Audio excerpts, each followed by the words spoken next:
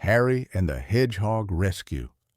Harry loved spending his afternoons exploring the woods and fields near his home. With his backpack filled with snacks, a flashlight, and his trusty notebook for jotting down animal sightings, Harry felt like a true adventurer. One of his favorite places was Meadow Field, a sprawling expanse of green with tall grasses, wildflowers, and a little stream that wound its way through the middle. But today, Meadow Field was different. The night before, a powerful storm had swept through the area, bringing heavy rains that caused the stream to overflow. When Harry arrived at the edge of the field, he was shocked to see that parts of it were completely underwater. The once gentle stream now roared with muddy water, carrying branches and debris downstream. Harry frowned as he scanned the field. He knew the storm would have disturbed the wildlife. Gripping the straps of his backpack, he ventured closer to the flooded area, his boots squelching in the wet earth. As Harry carefully picked his way through the muddy terrain, he heard something that made him stop. It was a faint, high-pitched, squeaking sound, almost like a cry for help. Harry's ears perked up, and he turned toward the sound. "Hello? Is someone there?" he called, his voice carrying over the rushing water. The squeaking continued, louder now. Harry followed the sound until he spotted a small, prickly shape huddled on a patch of dry ground surrounded by rising water.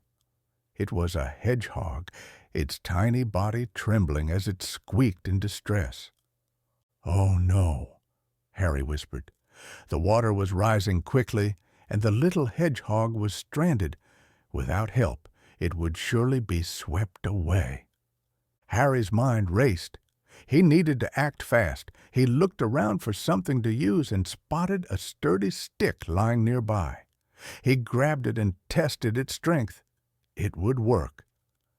"Hang on, little guy, I'm coming," he said, more to himself than to the hedgehog. Harry edged closer to the water, planting his boots firmly in the mud to keep from slipping. The current tugged at the ground beneath him, but he kept going. When he was close enough, he extended the stick toward the hedgehog. "Come on," he coaxed. "Grab on." The hedgehog hesitated, its tiny eyes wide with fear. Harry wiggled the stick slightly, trying to make it more inviting. Slowly, the hedgehog shuffled forward and wrapped its tiny paws around the stick. Harry carefully pulled it toward him, keeping his movements slow and steady. Finally, with one last tug, the hedgehog was safely in his hands. Harry held the hedgehog close, feeling its tiny body trembling against his palms. "You're safe now," he murmured. But the rescue wasn't over. The hedgehog was soaked and shivering, and Harry knew it needed a warm, dry place to recover. He quickly made his way back to the woods, where he knew there was a hollow tree that would provide shelter. Once there, Harry set the hedgehog down gently inside the hollow. He pulled out a small hand towel from his backpack and carefully patted the hedgehog dry. The little creature seemed to relax, curling up slightly as Harry worked. "You must be starving," Harry said, rummaging through his bag. He pulled out a piece of bread and some apple slices.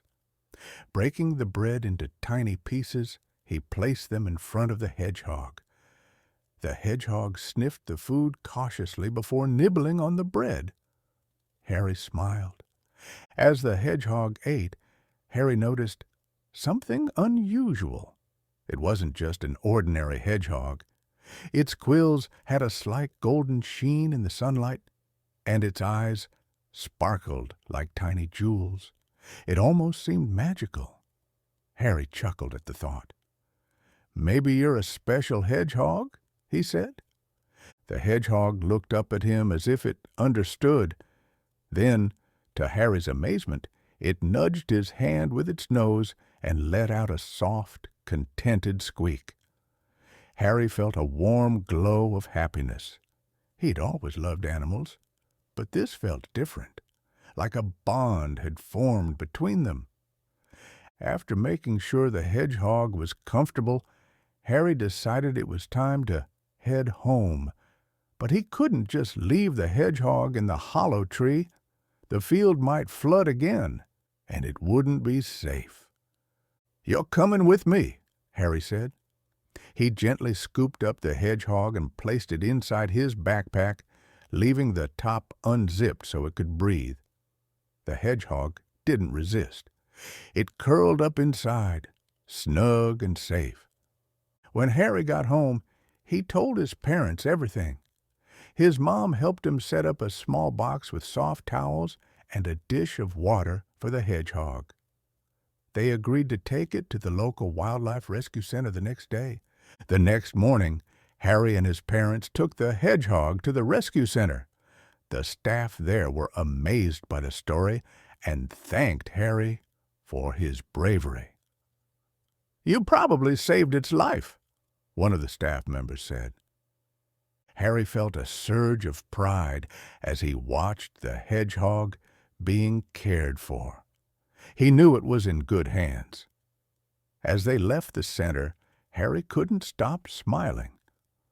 From that day on, Harry visited Meadowfield often, keeping an eye out for animals in need. He never saw the golden-tinged hedgehog again, but he liked to think it was out there somewhere, safe and happy, because of him. And every time he explored the field, Harry carried with him the memory of that day, a reminder that even the smallest actions could make a big difference.